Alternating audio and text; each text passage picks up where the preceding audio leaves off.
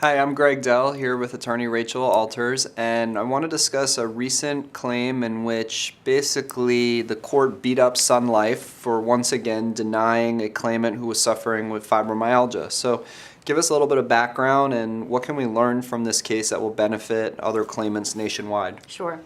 Greg, this is a typical Sunlife claim where, the court was upset with Sunlife for terminating a claimant's benefits after the claimant was disabled with fibromyalgia for over 5 years and being paid long-term disability benefits. And all of a sudden, Sunlife terminates the benefits abruptly, saying that they feel like the claimant can go back to work. And the court wasn't happy with the situation at all and said that Sunlife completely ignored the medical evidence, completely ignoring the fact that the claimant has subjective pain, has memory issues, that it's all supported by medical evidence, but they hired their own peer review doctors, as they always do, to state that the claimant was fine and all of a sudden can go back to work after 5 years.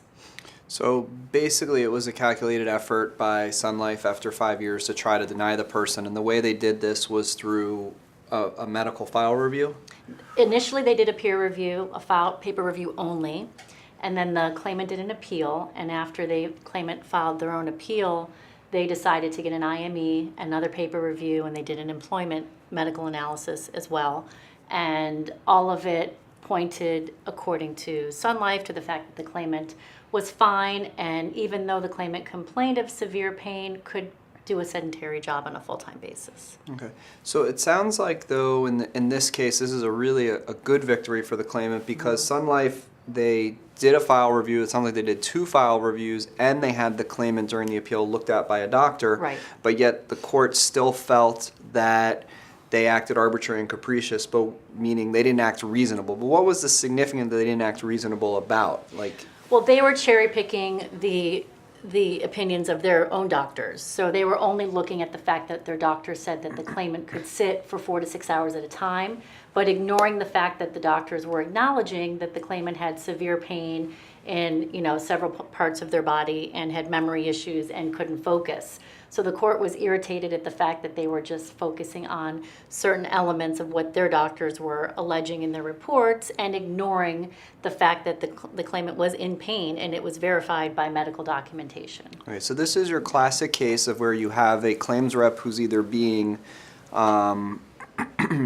intentionally evil and trying to deny a claim, or just isn't educated enough to say, oh, wait a second, there's more than this than just someone saying you can sit in a chair for 4 hours, because a paralyzed person can sit in a wheelchair for 4 to 6 hours, but doesn't mean that they have the ability to function. So it's not just about sitting. So basically the court said, Sunlife, you're idiots. You're not considering that this person actually has to do things while they're sitting in their chair, other than just physically have the ability to sit there. Right. And the court was upset that Sunlife had paid this claimant for 5 years under the same standard that they were suffering from pain and inability to focus due to fibromyalgia, and nothing had changed. So the court was saying, well, you have to come up with something legitimate to show that this claimant had improved in their condition, and they couldn't point to anything other than the fact that they hired peer review physicians, paid them to say that they could work, and relied solely on that. Now, when you say the court was upset,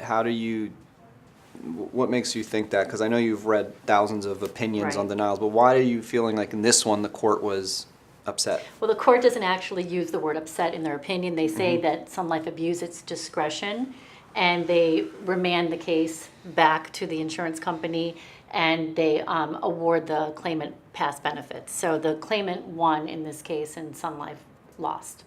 But the wording in this opinion was more harsh against Sunlife, like as if, hey, you should have known better, you shouldn't have done this, rather than maybe the usual language where it's not as obvious. This one was like basically the court was pissed off per se. Yeah, they were claiming, the court stated that Sunlife violated its fiduciary duty to the claimant.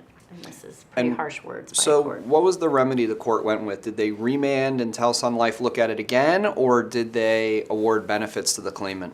I believe they ordered past benefits to the claimant and then remanded to put the claimant back on claim for future benefits. Okay, so that's the thing here, is where you can win the battle and lose the war, is that this case was great because the court said, look, we want you to put the person back on claim, as opposed to we're remanding it back to you for further review, which gives Sunlife another bite at the apple. But the court didn't allow that to happen in this case and basically said, you're going back on claim, and Sun Life will continue to evaluate the claim moving forward. Exactly. Unfortunately, Sun Life still can cut the claimant off Yeah. at any point, but. And a lot of people don't realize that, No. that you could win your case, get back on claim, and then shortly after the order comes in, Sun Life can have you examined again and come up with, try to find a better reason to deny the claim, which is really Absolutely. sad. So if you have any issues with Sun Life, or you're considering applying for a claim with Sun Life, no matter what stage your claim is at, any of our attorneys are able to help you. We always offer a free consultation, and we look forward to the opportunity to speak with you.